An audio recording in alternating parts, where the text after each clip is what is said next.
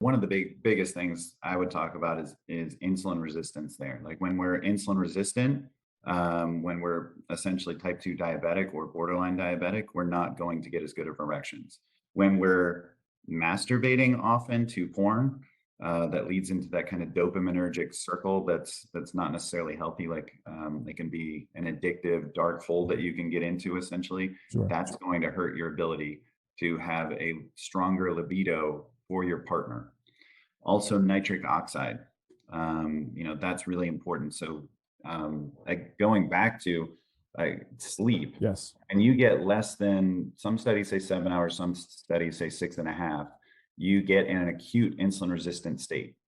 And you will not have enough cellular energy, you will have higher insulin levels, and you'll essentially be acutely diabetic. Now, if you do this chronically, especially if you have apnea, that's really bad, Mm. then you'll be diabetic. And then you'll have 5 times the rate of diabetes and 3 times the rate of coronary heart disease, higher rates of cancer, Alzheimer's, Parkinson's, et cetera, from not Wow. getting enough sleep. Wow. And going back to the psychological aspect, that's so important, is, choosing love, like you're saying, like wanting and desiring.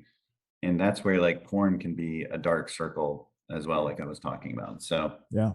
I would I would reduce porn viewing. I would have things that are higher nitrate foods, fermented foods, going back to gut health and the brain. So, fermented foods would be sauerkraut, uh, pickles and things that have vinegar, kombucha, yogurt, things like that. Having the high nitrate foods, which would be things like beets Yes. and kale and celery and rutabaga and some of those kinds of things.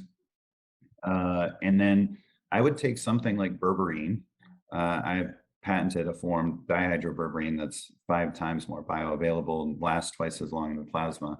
But that's a glucose disposal agent that's going to help with your insulin sensitivity and metabolic dysfunction.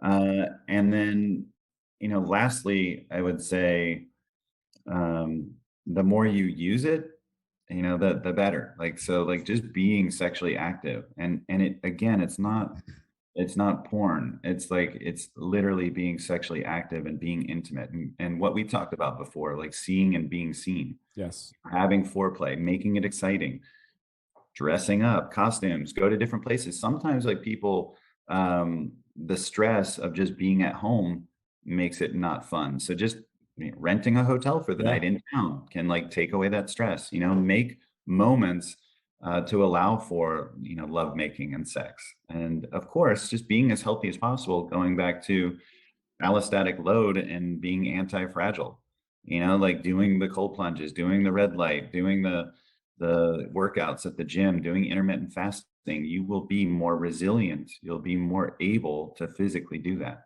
But a lot of times there was like an old test, like where you could put like a row of stamps like on your penis at night, and you would see, because we're supposed to get like an erection like every 45 minutes or something like that through the night. You would see if like the stamps separated, that you were getting erections through the night. A lot of people that think they have erectile dysfunction don't.